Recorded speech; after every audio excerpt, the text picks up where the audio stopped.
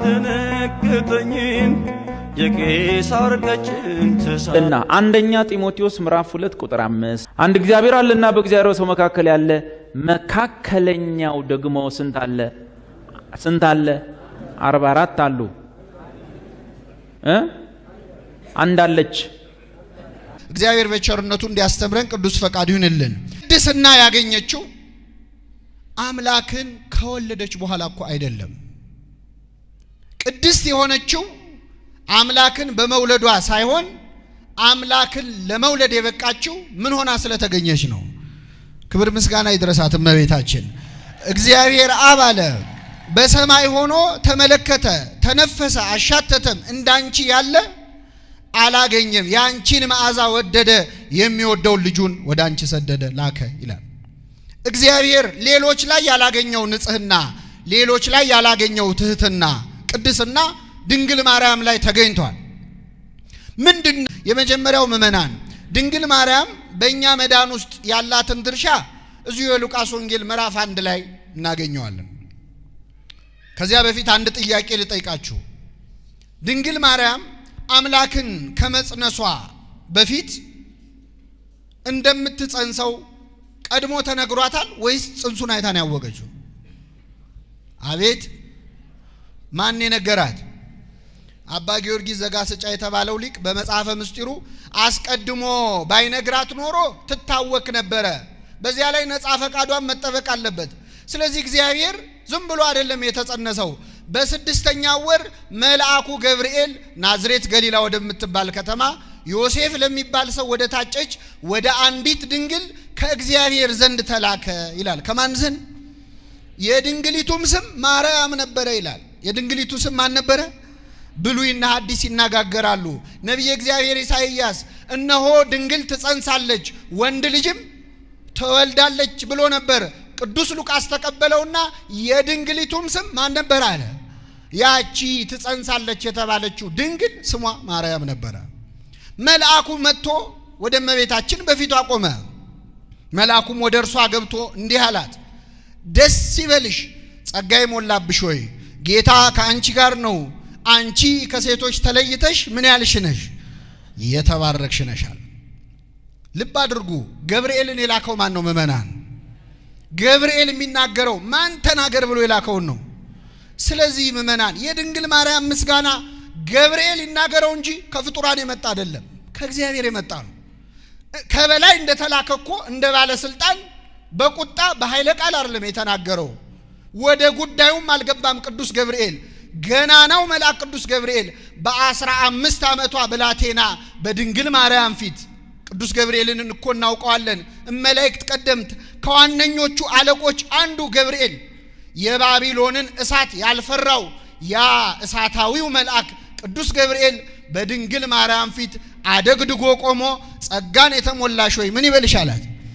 ደስ ይበልሽ አላት። ጌታ ካንቺ ጋር ነው። አንቺ ከሴቶች ተለይተሽ ምን ያልሽ ነሽ? ይህንን ምስጋና አቀረበላት ለእመቤታችን። የሚገርመው እዚያው ምዕራፍ ላይ ቅዱስ ገብርኤል ወደ ዘካርያስ ሄዶ ስለ መጥምቁ ዮሐንስ መወለድ ነግሮት ነበር። ግን ሲነግረው ምንድነው ያለው? ዘካርያስ ሆይ ጸሎትህ ተሰምቶልሃልና አትፍራ ነው ያለው። ምንህ ተሰምቶልሃል? ጸሎት። ለምን? ዘካርያስ ብዙ ዓመት እግዚአብሔርን ልጅ ስጠኝ ብሎ ለምኖ ነበር። ያ የጸለይከው ጸሎት የለመንከው ልመና በእግዚአብሔር ዘንድ ደርሷል፣ ሰምቶሃል አለው። ድንግል ማርያምን ግን ጸሎትሽ ተሰምቶልሻልና ደስ ይበልሽ አላላት። ምክንያቱም እመቤታችን አንድም ቀን አምላክን ለመውለድ ጸልያ አታውቅም፣ አስባውም አታውቅም፣ በልቧም የለም እንዲህ ያለ ነገር። ስለዚህ የምስጋና ቃል አቀረበላት። ጸጋን የተሞላሽ ሆይ ምን ይበልሽ አለ? ምን የተሞላሽ ሆይ። አቤት ምንድነው ጸጋ መሞላት? ቅዱስ ገብርኤል ምንድነው? የጸጋ ስጦታ ልዩ ልዩ ነው፣ መንፈስ ቅዱስ ግን አንድ ነው ይላል። ድንግል ማርያም ምን ይሆን ጸጋዋ? ምእመናን መጸለይ ይሆን? መፈወስ ይሆን? ቃሉን መናገር ይሆን? መስማት ይሆን? ድንግል መሆን ይሆን? መውለድ ይሆን? ምንድነው ጸጋዋ? ቅዱስ ገብርኤል ይሄ ነው ጸጋሽ አላላትም። ጸጋን ምን ያልሽ ሆይ እግዚአብሔር ለፍጡር ከሚሰጠው ጸጋ ከድንግል ማርያም ያስቀረባት አንድም ጸጋ ስለሌለ የጸጋው ማከማቻ ግምጃ ቤቱ እርሷ ስለሆነች ጸጋን የተሞላሽ ሆይ ምን ይበልሻል?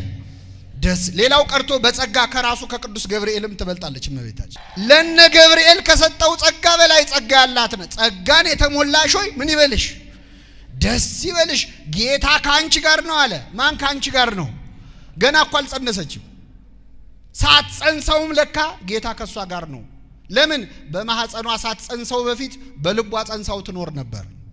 በህሊናዋ ጸንሳው ትኖር ነበር። ከቃሉ ከጸሎት ከመንፈሳዊ ህይወት ተለይታ አታውቅም። እዚህ አንቺ የተባረክሽ ነሽ ከሴቶች ሁሉ ተለይተሽ አላት። ይህን ምስጋና ሲያቀርብላት እርሷም ባየችው ጊዜ ከንግግሩ የተነሳ በጣም ደነገጠች። ይህ እንዴት ያለ ሰላምታ ነው ብላ አሰበች ይላል። ልብ አድርጉ፣ ያለ ዋጋ የተጻፈ ቃል የለም በመጽሐፍ ቅዱስ። እርሷም ባየችው ጊዜ ከንግግሩ የተነሳ በጣም ደነገጠች። መላእክትን ያዩ ሰዎችን እኮ እናውቃለን እኛ ምን እንደሚሆኑ። ይኸው መልአክ ቅዱስ ገብርኤል ትንቢተ ዳንኤል ላይ ስንሄድ ነቢዩ ዳንኤልን ሊያናግረው መጣ። ወደ ነቢዩ ዳንኤል በመጣ ጊዜ ቅዱስ ገብርኤል ዳንኤል መልአኩን ባየው ጊዜ ፈራው፣ ደነገጥሁ፣ ራሴን ስቼ ወደቅኩ፣ እንደ ሞተ ሰው ሆንኩ ይላል። መልአኩም አይዞ አትፍራ ብሎ አስነሳኝ፣ እየተንቀጠቀጥኩኝ ቆምኩ ይላል። ቅዱስ ገብርኤልን ያየ ዳንኤል ራሱን ስቶ ወደቀ ነው የሚለው። ማርያምም ገብርኤልን ባየች ጊዜ ራሷን ስታ ወደቀች የሚል አነበብን። እርሷን ባየችው ጊዜ ከምኑ የተነሳ ደነገጠች? ካነጋገሩ። ያስደነገጣት መልአኩ ነው? ቃሉ ነው? ቃሉ ነው። ለምን እመቤታችን መላእክትን አይታ ልደነግጥ አትችልም? ለምን? አቅፈው ደግፈው በክንፋቸው ያሳደጓት እነማን ናቸው? ቅዱሳን መላእክት ናቸው። እንደ ወት ቅዱስ ያሬድ አስተርአየ መልአክ ዘይኮነ ከመቀዲሙ፣ እንደ ወትሮ ያልሆነ መልአክ ታያት ይላል። ወትሮ ከምታውቀው ከፋኑኤል ሌላ ነው ያየችው ገብርኤልን። ስለዚህ መልአክ አያስደነግጣትም። የቃሉን አነጋገር አይታ ደነገጠች። ይህ እንዴት ያለ ሰላምታ ነው ብላ አሰበች ይላል። ተናገረች አይደለም። ምን አለች? አሰበች። እግዚአብሔር ያሳያችሁ። አንዳንድ ሰዎች ስለ ድንግል ማርያም በመጽሐፍ ቅዱስ እኮ ብዙ አልተጻፈም፣ እናንተ ነው የምትናገሩት ብዙ ይላሉ። እውነት ለመናገር ብዙ ተጽፏል። አይን ላለው ሰው በመጽሐፍ ቅዱስ ድንግል ማርያም ያደረገችው ብቻ አይደለም ያሰበችው ሳይቀር ተጽፏል። ሐሳቧ ሳይቀር ተጽፏል። ይህ እንዴት ያለ ሰላምታ ነው ብላ ምን አለች? አሰበች። አንዴ እንዳይመስላችሁ ቅዱስ ሉቃስ እዚሁ የሉቃስ ወንጌል ላይ 2 ቦታ ጽፎታል። ማርያምም ይህን ነገር ሁሉ በልቧ እያሰበች ትጠብቀው ነበር። ወንጌላውያኑ ሐሳቧን ከጻፉ ታዲያ እኛ ታምሯን ብንጽፍ የሚከለክለናል? የለ። ሐሳቧ ድረስ ገብተው ጽፈዋል፣ መንፈስ ቅዱስ ገልጦላቸው። ይህ እንዴት ያለ ሰላምታ ነው ብላ አሰበች ይላል። እንዴት አይነት በእውነት የእመቤታችንን ነገር እናደንቃለን። መልአክን ያህል ነገር መጥቶ አንቺ ከሴቶች ተለይተሽ የተባረክሽ ነሽ ሲላት እንዴት ያለ ሰላምታ ነው አለች። እመቤታችን እንዴት ያለ ሰላምታ ነው፣ እንዲህ ያለውን የምስጋና እጅ መንሻ እንደምን እቀበለዋለሁ አለች። ትህትናዋ የውስጥ ነበረ፣ እንደ ልጇ ማለት ነው። የድንግል ማርያም መልኳ የአምላክን መልክ ይመስላል። የድንግል ማርያም ሐሳቧ እንደ አምላክ ሐሳብ ነው ይላሉ አባቶቻችን። እሱ ሲያመሰግኑት እንዴት ያለ ምስጋና ነው ብሎ ከአንዱ ከእግዚአብሔር በቀር ቸር የለም እንዳለ እናቱም ይህ እንዴት ያለ ሰላምታ ነው ብላ አሰበች። መልአኩም እንዲህ አላት፣ ማርያም ሆይ አትፍሪ፣ በእግዚአብሔር ፊት ሞገስን አግኝተሻልና አላት። በማን ፊት? ምእመናን፣ እመቤታችን ክብርን ሞገስን ያገኘችው በማን ፊት ነው? አንዳንድ ሰዎች እናንተ ኦርቶዶክሳውያን የድንግል ማርያምን ክብሯን አብዝታችሁታል ይላሉ። ክብሯን ያበዛው ማን ነው? እኛ ልንጨምረው እንችላለን? አንችልም። ፀሐይ ብንሞቃትም ባንሞቃትም ሙቀቱ አይቀንስም።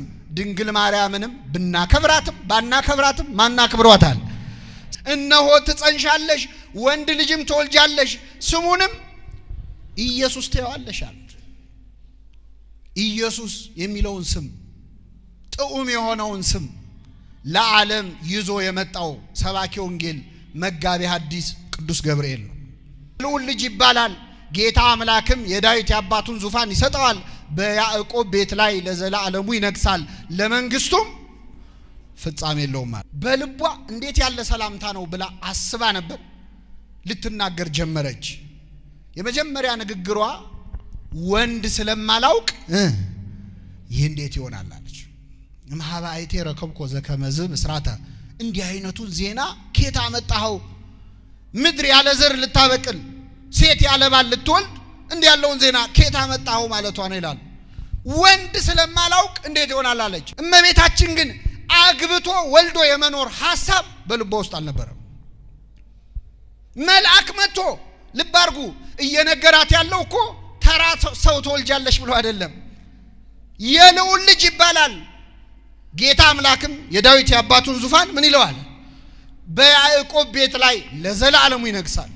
የዘላለም ንጉሥ ትወልጃለሽ ሲላት እንኳን ትንሽ ሐሳቧን አልቀየረችም። እንኳን አንዳንድ ደፋር ሰዎች እንደሚሉት ድንግል ማርያም ብዙ ልጆች ወልዳለች የሚሉ ሰዎች አሉ። አልበቃት ብሎ ማለት ነው ክርስቶስን ያህል ልጅ ያላት ድንግል ማርያም ሌላ ወልዳለች ማለት አልበቃ ብሎ ነው። እሱ ሌላ ምን የሚያስጨምር ነገር አለ? ግን እውነት እመቤታችን እንኳን አንዳንድ ሰው እንደሚለው ተራ ሰው ለመውለድ ብላ ድንግልናዋን ልታጣ ይቅርና አምላክንም ትወልጃለች ስትባል የድንግልናዬስ ነገር ብላ ጠይቃለች። ደስ የሚል ነገር ልነግራችሁ ነው። እሷ ሐሳቧ ድንግል ሆኖ መኖር ነው። እግዚአብሔር ሐሳቡ ከሷ መወለድ ነው። ሁለቱንም ፈጸመው። እሱም ከሷ ተወለደ፣ እሷም ለዘላለም ምን ሆና ኖረች? እግዚአብሔር የተመሰገነ ይሁን። በእውነት እናትም ድንግልም አደረጋት። ይቻላል አይቻል? እሱ አምላክም ሰውም ሆኖ የለ አብ የልጁ ምልክት አደረገች ይላል ቅዱስ ኤፍሬም ሶርያዊ። እሱ አምላክም ሰውም እንደሆነ እናቱን ድንግልም እናትም አደረጋት። ቅዱስ ገብርኤልን ጠየቀችው፣ ወንድ ስለማላውቅ እንዴት ይሆናል? ይሄ ጥያቄ እንዴት የበሰለ ጥያቄ ነው! የገብርኤልን ጠባይ እኮ እዚሁ ምዕራፍ ላይ አግኝተነዋል። ዘካርያስ ጋር ሄዶ ትወልዳለህ አለው። ሚስት ኤልሳቤጥ ትወልድልሃለች ሲለው እንዴት ይሆናል? እኔ እንደሚሆን በምን አውቃለሁ አለ። እንዴት በምን አውቃለሁ ትላለህ? እኔ እኮ በእግዚአብሔር ፊት የምቆመው ማን ነኝ? ምን ምልክት ትፈልጋለህ? እኔ ራሴ ምልክት አይደለም ወይ? ምን ማስረጃ አስጠየቀ? ካህን ሆነ ይህን ትላለህ? በል ይሄ እስኪፈጸም ድረስ ምን ትሆናለህ? ዲዳ ትሆናለህ ብሎ ልሳኑ ዘጋው። ተአምር አይደል የፈለግከው? የተዘጋ ማህፀን እንዴት ይከፈታል ካልክ ይሄው ልሳንህን ዘጋዋለሁ። ልሳን መልሶ ምን ይላል? ይከፈታል። ልሳን የሚዘጋ ማህፀን ይዘጋል፣ ልሳን የሚከፍት ማህፀንን ይከፍታል። ይሄው ማስረጃ ሰጥተዋል። ልሳኑ ዘጋው ዘው ማለት። እመቤታችንን ግን እንዲህ ማድረግ አይችልም። ምክንያቱም ከዚያ በፊትም ከዚያም በኋላም ያለ ወንድ ዘር ጸንሳ የወለደች አንድም ሴት የለችም። ገብርኤል መልስ ሰጠ።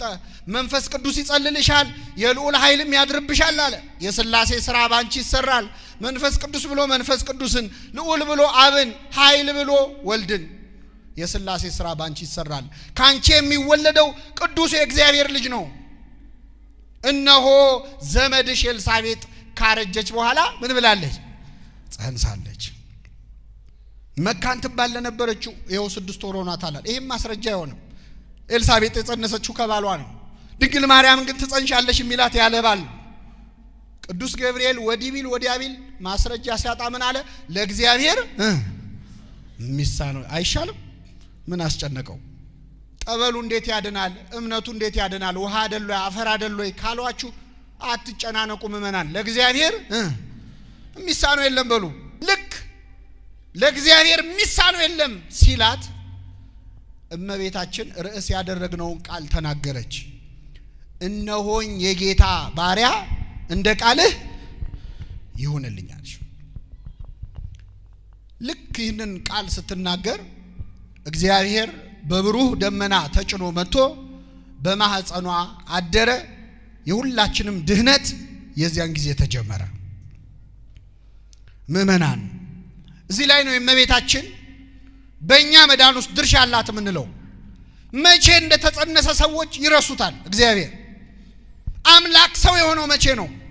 ገብርኤል መጥቶ ትጸንሻለሽ፣ ደስ ይበልሽ፣ ጸጋ ይሞላብሽ ወይ ሲላት ጸንሳለች? አልጸነሰችም? አልጸነሰችም። ወንድ ልጅ ትወልጃለሽ ሲላትስ ተጸንሷል?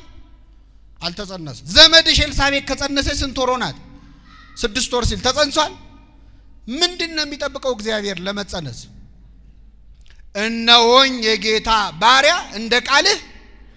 ልክ ይህንን አረፍተ ነገር ተናግራ ስትፈጽም እግዚአብሔር ከሰማይ ወርዶ በእኛ መካከል ተገለጠ። የሁላችን ድህነት በድንግል ማርያም ማህፀን ውስጥ የዚያን ጊዜ ተጀመረ።